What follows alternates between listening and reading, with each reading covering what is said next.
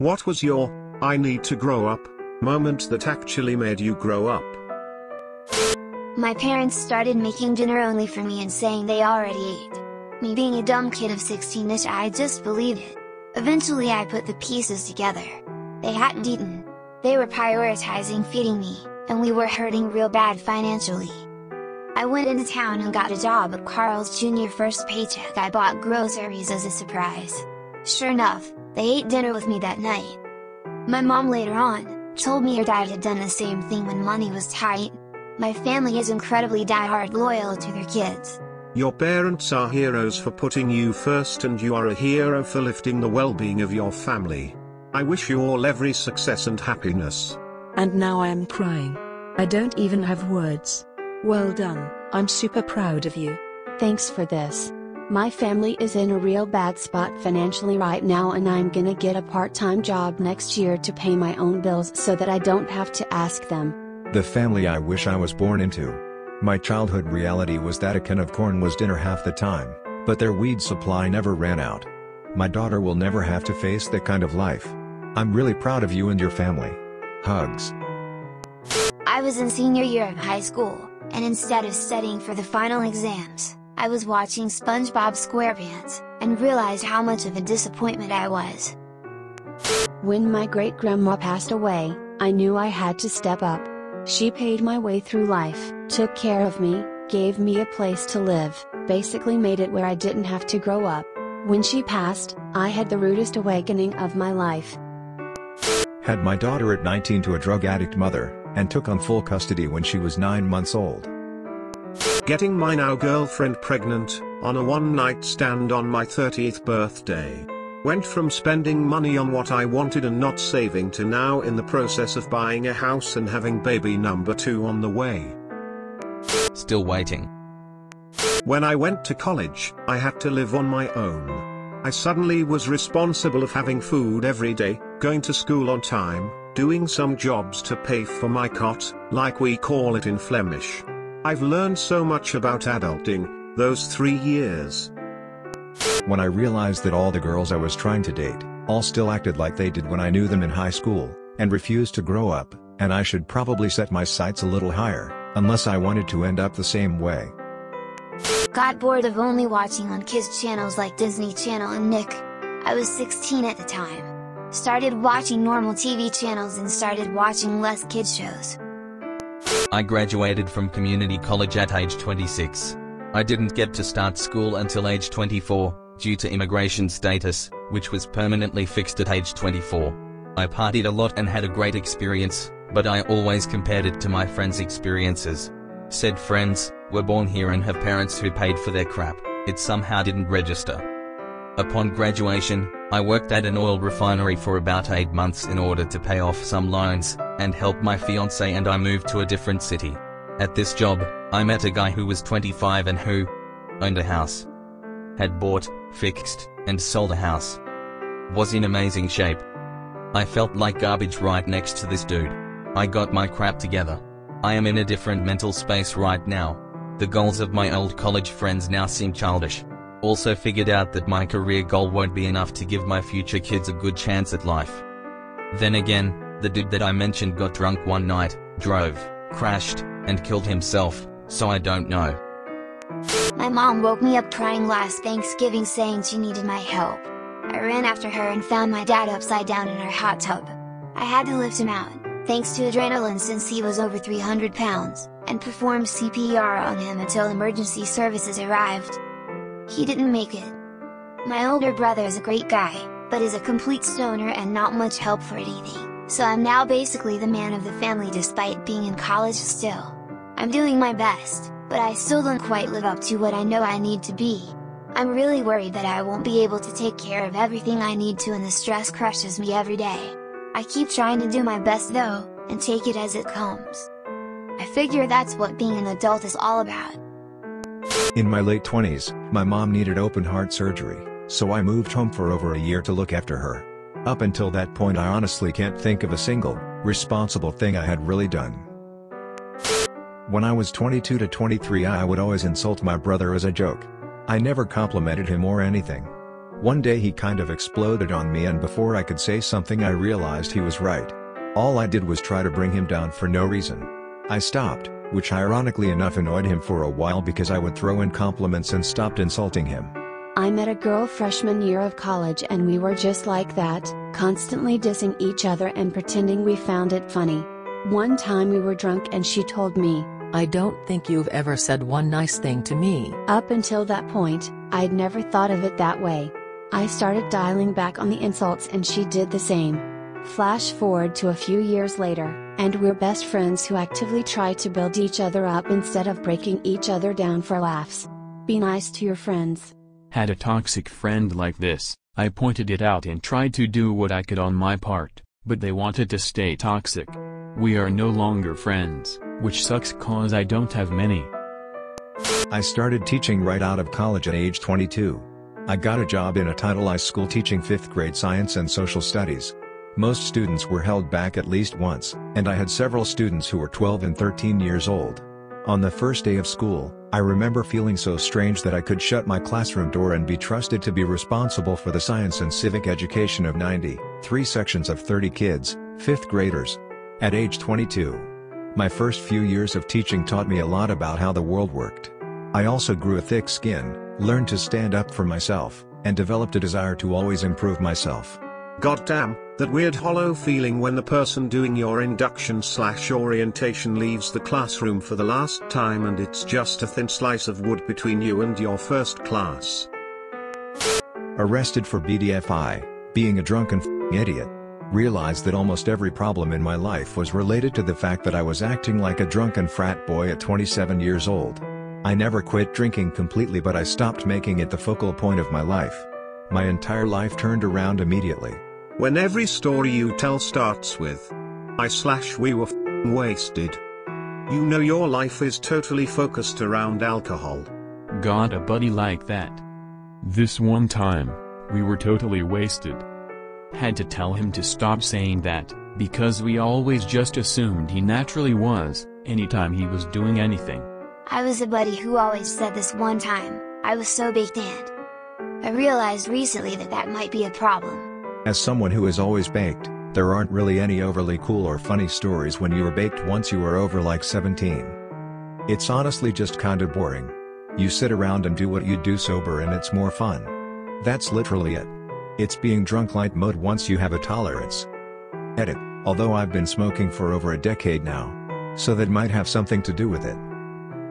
Realizing that going to IT school to become a programmer when I wasn't even interested in that line of work was why I had depression, was alone, and always angry. I now am going for art and design, have incredibly calmed down, and found myself the love of my life. I had a similar realization, but for accounting to programming. In programming's defense, school makes it seem 100x more boring. However, definitely not for everyone. Art and design sounds really awesome. Glad you found your happy spot.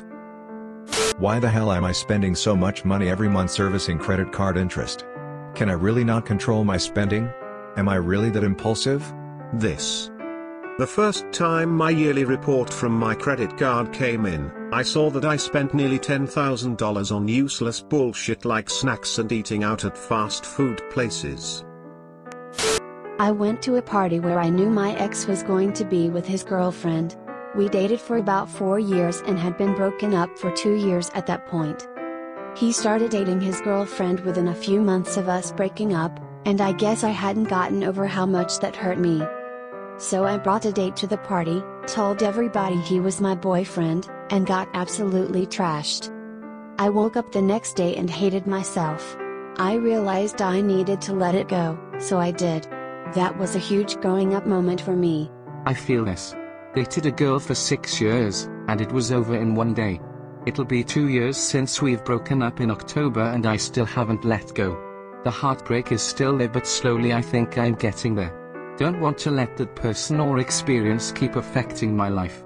What really snapped me out of it was my best friend. The next day she chewed me out. The gist of our conversation started by her saying I looked like an asshole, and ended with her telling me I'm better than that. I realized that by trying to play it off like I didn't give a fuck, I looked like I gave lots of fucks. Which is really how the story always goes. Cheers to that, bud. Hope you can finally let go. You'll be much happier then. I was in my mid-20s, at a job interview for a job I really wanted. I'd already been in the field for a while and thought I was hot shit. This would have been a huge step up in my career. I thought the interview was going well. At one point the hiring manager asked me if I had experience with a certain subject. I said yes and bullshitted my way through the questions successfully. Or so I thought. After the formal interview they asked me if I wanted to go to lunch with them. We proceeded to go to the nicest, fanciest place I had ever been to up to that point. They treated me very well. On the way back to their office, the hiring manager said, "Let me give you a piece of advice. If you don't know something, it's okay to say you don't know it. It looks a lot worse if you try to BS your way through it." I knew right then that I lost the job opportunity. The combo of how well they treated me, and how matter-of-fact the advice was at the end, really stuck with me. Step 1, admit you've f***ed up. Step 2, fix it. Step 3, suggest/implement improvements to prevent the f*** up in the future. Step 4, gain respect/get promoted for doing steps 1 to 3. Edit, my first gold. 1,000 thanks to you. Also I totally get that in some corporations steps 3 to 4 may not work, depending on the corporation, and what kind of fuck up it is. I based it more on my personal experiences and I guess how I would hope most companies would operate. After I dropped out of college, I worked at a Home Depot as a cashier for a while. Then I got fired for never showing up on time. After not being able to cut it as a cashier in retail, I thought, it's probably time to get my act together, huh? I did. Currently write code that organizes financial data. But do you still show up late to work? I'm late every day, nobody gives a Same, lol. Which is nice. Makes it a bit easier to get out of bed every morning on my own time, and I get better sleep not being so worried of oversleeping. Was all about club/party life. Saw a mate overdose. And thought, that could be me next. Hospital sent us home with a newborn baby and we got no instruction manual. Seriously. When we left the hospital with our first baby, I thought, have these people lost their damn minds? I don't know anything about babies. I think everyone thinks that. Baby books don't prepare you for shit. Being prepared to kill my ex-wife, and the dude she was f***ing on my couch. I realized I needed to live my life for myself. Whatever happened to them?